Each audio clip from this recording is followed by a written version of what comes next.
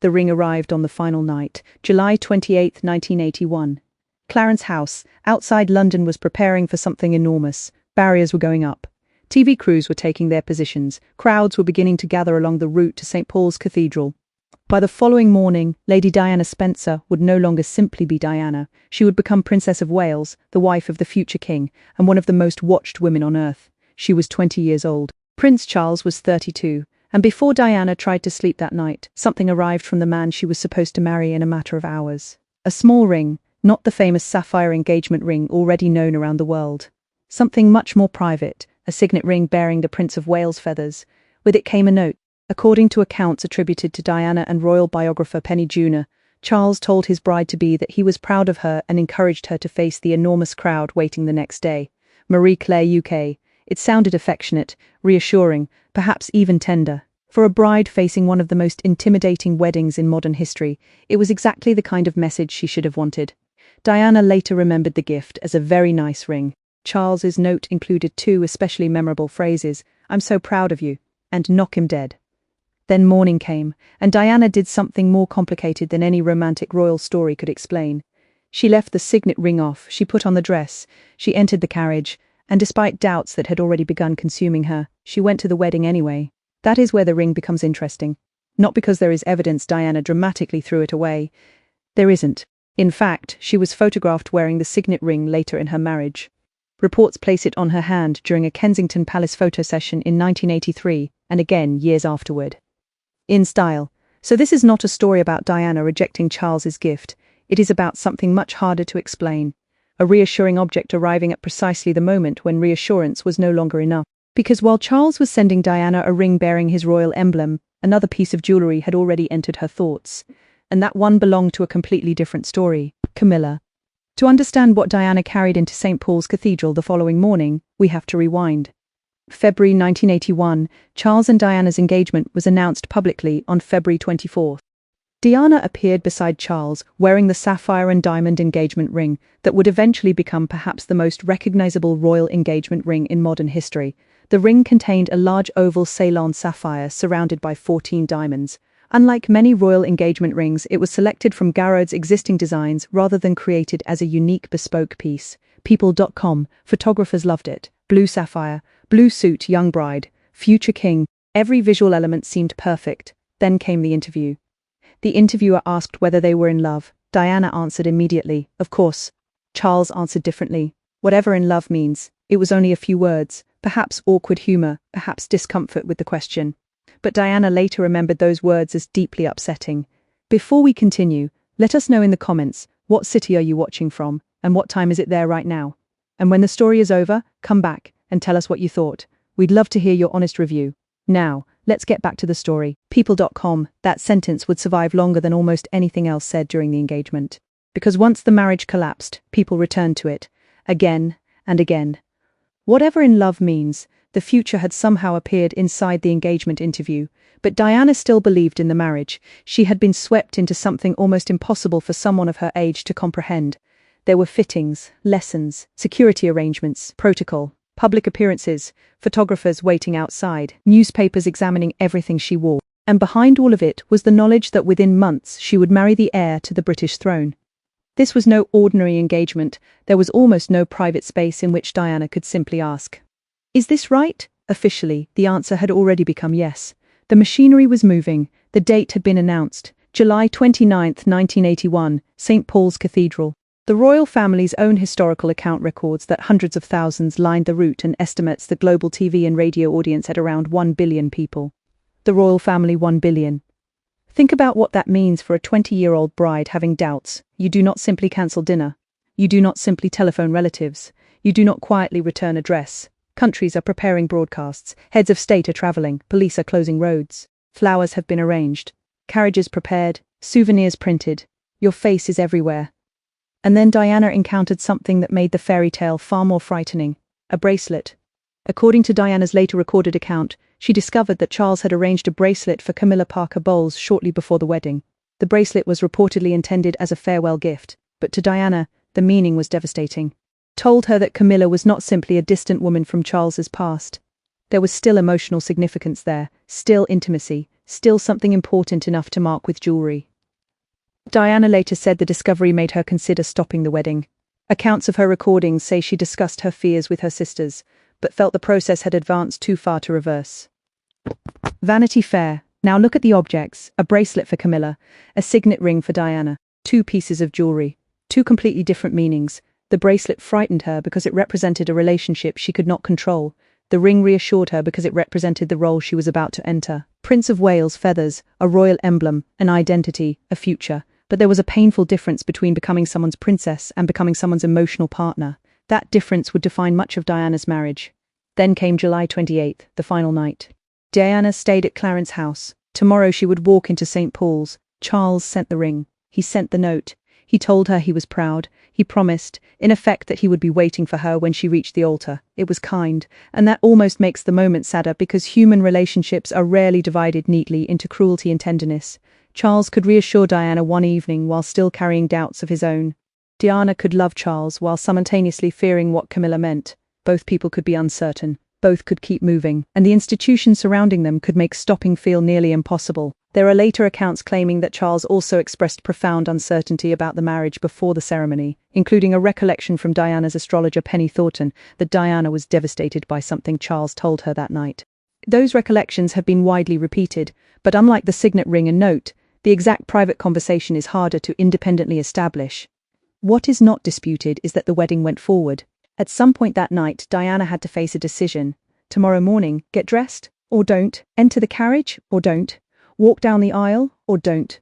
The world could organize the ceremony, but it could not physically take those steps for her. And on July 29, Diana stepped into the carriage. She wore an ivory silk taffeta gown created by David and Elizabeth Emanuel. Its extraordinary train stretched 25 feet behind her. She wore the Spencer family tiara. Thousands waited outside. An immense global audience watched from TV screens, and on her hand was the engagement ring everybody recognized, but the private signet ring Charles had sent the night before was not part of the visible bridal jewelry. Again, there is no evidence this was a dramatic act of rejection. She later wore it. But symbolically, the difference is difficult to miss. The sapphire ring represented the promise. The wedding band would represent the marriage. The signet ring represented Charles's royal identity. And Diana was entering a world in which identity would soon become one of her greatest struggles. She reached St. Paul's. Charles was there. The ceremony began. They exchanged vows. There were small mistakes. Diana famously reversed part of Charles's long sequence of names during the vows. Charles also stumbled over wording. None of it mattered to the spectators. The spectacle was too enormous. When Diana emerged from the cathedral, she was Princess of Wales. The carriage carried the newlyweds through cheering crowds. Later came the balcony, the kiss, the photograph, the image that seemed to confirm everything. Fairy tales were real. Except Diana's private memory of the wedding would become dramatically different from the public one. The world remembered July 29th as celebration. Diana later remembered dread. In recordings used for Andrew Morton's biography, she described herself as extraordinarily calm that morning, while feeling almost as though she was being carried towards something she could not stop. In style that is the part hidden beneath the wedding photographs, she went through with it. Not because every doubt had disappeared, because they hadn't. Not because the bracelet no longer mattered. It did. Not because Charles's ring had magically reassured her. It couldn't. She went through with it while holding conflicting realities at the same time. Hope, fear, love, suspicion, youth, duty, expectation. That makes what happened next far more important than simply saying Diana regretted everything from the beginning because she tried. The newlyweds began their married life. There was a honeymoon aboard the royal yacht Britannia, and instead of the tension disappearing once the ceremony was over, Diana's fears followed her. According to her later recordings, Camilla remained intensely present in her thoughts. During the honeymoon, Diana noticed photographs of Camilla among Charles's belongings. Then she saw cufflinks. Two intertwined seers. She believed they were from Camilla. She confronted Charles. Charles acknowledged the gift. A major argument followed. Vanity Fair. Now the signet ring from the wedding eve takes on another meaning. Charles had sent Diana an emblem with the Prince of Wales feathers. Camilla had sent Charles an object marked with intertwined initials. Jewelry was everywhere, but none of it was merely decoration. Every piece represented a relationship. Every object seemed to say, this is who you belong to. This is who remembers you. This is who occupies space in your life. Diana was wearing the title Princess of Wales. Yet emotionally, she increasingly feared she was competing for her own husband's attention. That contradiction would not disappear. But something else began happening. Diana grew into the role. The shy 20-year-old bride became one of the most famous public figures of the 20th century. She and Charles had William in 1982. Harry followed in 1984. Diana undertook royal duties, travelled internationally, and developed a public manner radically different from the emotional distance traditionally associated with royalty. She touched people, literally. She held hands. She crouched down to speak to children. She walked into hospital wards others feared. The royal family's own biography notes her extensive charitable work and her particularly important public association with people affected by AIDS and with campaigns against landmines. The royal family, something remarkable had happened.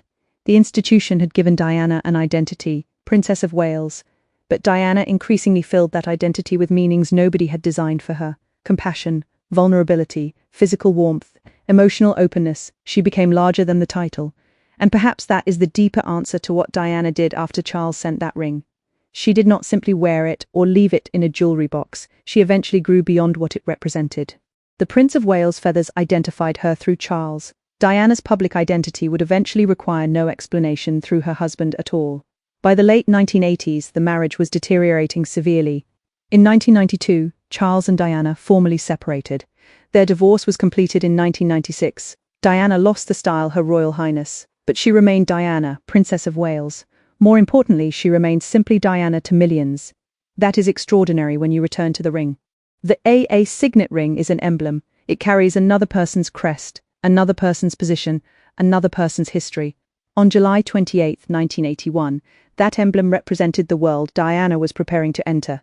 But 16 years later, when Diana died in Paris, people did not gather outside Kensington Palace because of the Prince of Wales feathers. They came because of her. Flowers covered the ground. Messages appeared from strangers. The woman who had once needed a royal title to explain why the world was watching had become someone whose name stood alone: Diana. There is one final chapter to the jewelry story. The sapphire engagement ring survived her. After Diana's death, it remained connected to her sons. Then in 2010, Prince William used it to propose to Catherine Middleton. William explained publicly that using his mother's ring was a way of keeping Diana close to an important moment she could not physically share. People.com, the ring returned, but its meaning changed. It was no longer simply the ring Charles had given Diana, it had become Diana's ring. That is what history had done. Charles supplied the original engagement, Diana supplied the memory. Perhaps that is the most fitting way to understand the smaller signet ring too. On the night before her wedding, Charles sent Diana an object carrying his emblem. He told her he was proud, he encouraged her to face the world, and the next morning, she did. She faced the crowds. She faced St. Paul's.